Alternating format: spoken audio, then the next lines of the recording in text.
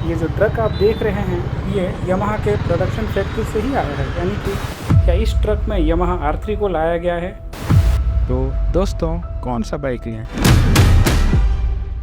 Kawasaki Ninja 400 या फिर KTM RC 390 या फिर यामाहा R3 कैसा रहेगा। क्या आप भी कंफ्यूज्ड हो कि कौन सा बाइक खरीदें? तो इस वीडियो में मैं यामाहा R3 और कावासाकी निंजा 400 के बीच में कंपेयर करने वाला हूँ। इस वीडियो में मैं आपको बताऊंगा कि इन दोनों बाइक्स में सिमिलैरिटीज क्या हैं, डिफरेंसेस क्या हैं और कौन सा बाइक ज़्यादा बेहतर है। तो चलिए इस वीडियो को शुरू करते हैं और ये देखते हैं कि कहीं आप गलत बाइक तो नहीं खरीद रहे हैं। तो नमस्कार दोस्तों, मैं आपका चैनल होस्ट मानस और मेरे चैनल में आप सबका स्वागत है। तो सबसे पहले देखते हैं किसमें कितना दम है, यानी कि हम इन दोनों बाइक्स के परफॉर्मेंस को लेकर बात करेंगे।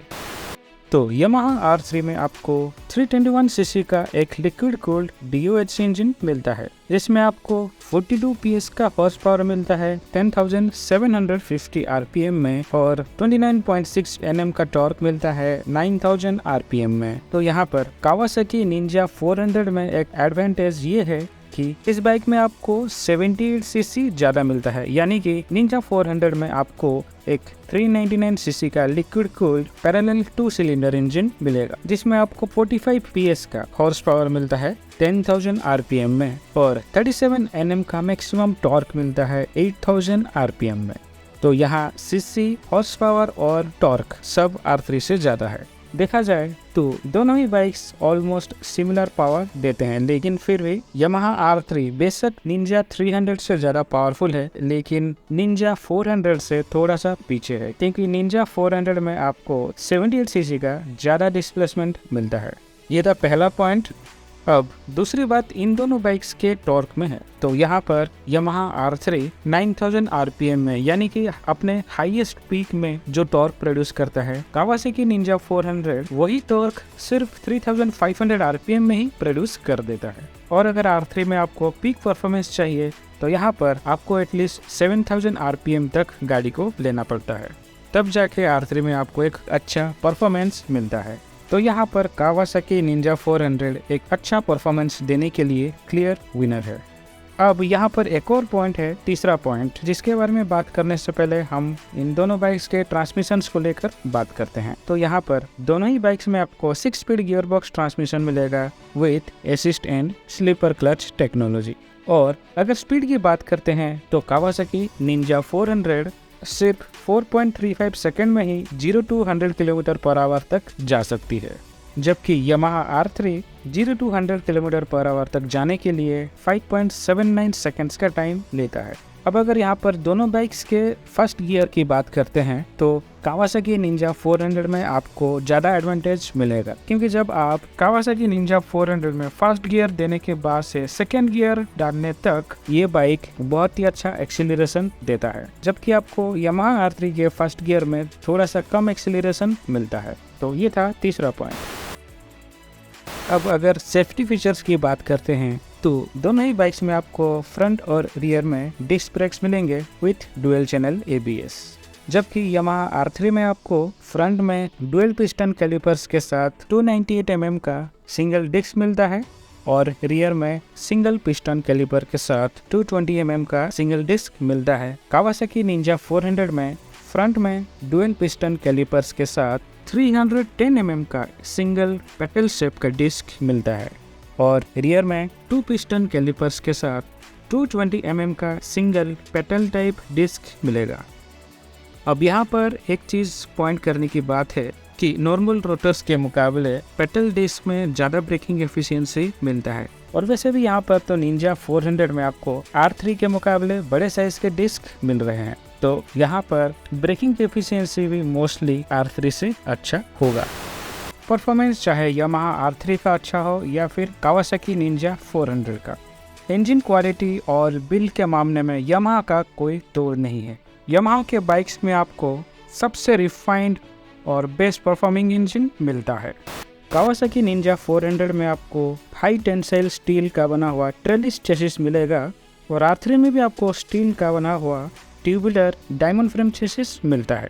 अगर दोनों बाइक्स के सस्पेंशंस की बात करें तो कावासाकी निंजा 400 में आपको फ्रंट में आपको 41 mm का हाइड्रोलिक टेलीस्कोपिक फोर्क्स मिलेगा, जबकि यामाहा R3 में आपको 37 mm के इनर ट्यूब के साथ इन्वर्टेड टेलीस्कोपिक फोर्क्स मिलेगा। और दोनों ही बाइक्स के रियर में आपको pre load adjustable monoshock absorber मिलता है। तो यहाँ पर मुझे ऐसा लगता है कि यामाहा R3 में इन्वर्टेड टेलीस्कोपिक फोर्क्स होने से टर्न लेते वक्त या फिर कॉर्नरिंग में आपको R3 में अच्छा हैंडलिंग मिलेगा।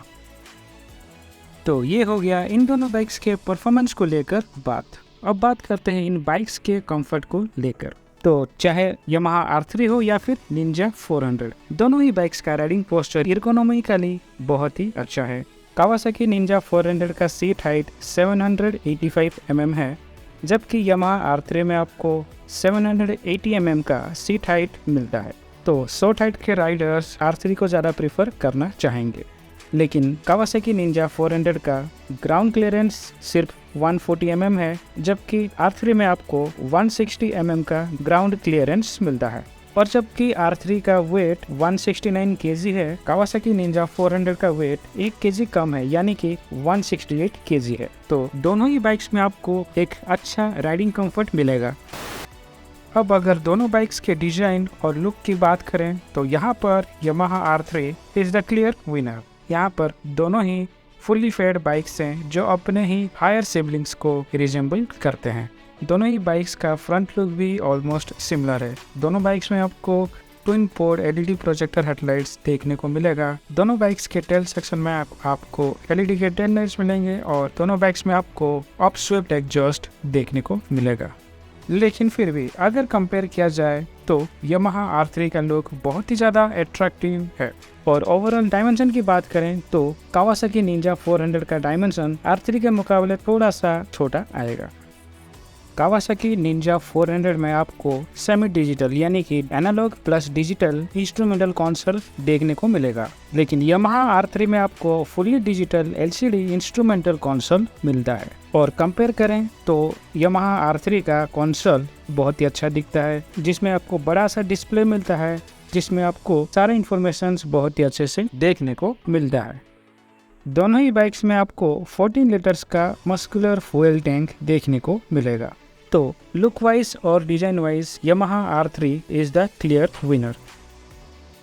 अब एक और बड़ा फैक्टर है जिसको नज़र में रखकर आप एक बाइक चूज करते हैं, और वो है एक बाइक का प्राइस। तो कावासाकी निंजा 400 का एक शोरूम प्राइस 5.14 लाख है और ये बाइक ऑलरेडी मार्केट में अवेलेबल है। अब यामाहा R3 के प्राइस की बात करें तो इंटरनेशनल मार्केट में इस बाइक का प्राइस लगभग 4.51 लाख है और ये बाइक अभी तक भारत में लॉन्च नहीं हुआ है। अब मैं आपको बताता हूँ यामाहा R3 कब तक लॉन्च होने वाला है। इस साल के जुलाई तक यामाहा R3 का लॉन्च हो सकता है और 1-2 हफ्ते में सारे शोरूम्स में पहुँच जाएंगे। और लॉन्च होने के साथ इसका प्राइस बहुत ही ज़्यादा हो सकता है, लेकिन फिर भी उम्मीद है कि इस बाइक का प्राइस 4 लाख से 4.5 लाख के अंदर रहे। अब अगर यहाँ पर यामाहा R3 का प्राइस सही रखा जाए तो R3 आपको चूज करना चाहिए, क्योंकि इस बाइक में आपको बहुत ही बढ़िया अट्रैक्टिव लुक मिलता है। निंजा 400 से थोड़ा बड़ा है। इस बाइक में आपको सस्पेंशन बहुत ही अच्छा मिलता है। तो ये था कावासाकी निंजा 400 और R3 के बीच का कंपैरिजन। आप कौन सा बाइक खरीदने जा रहे थे मेरे को जरूर बताना। तो आई होप इस वीडियो को देखने के बाद आप सही से डिसाइड कर सकते हैं कि कौन सा बाइक आपको खरीदना है।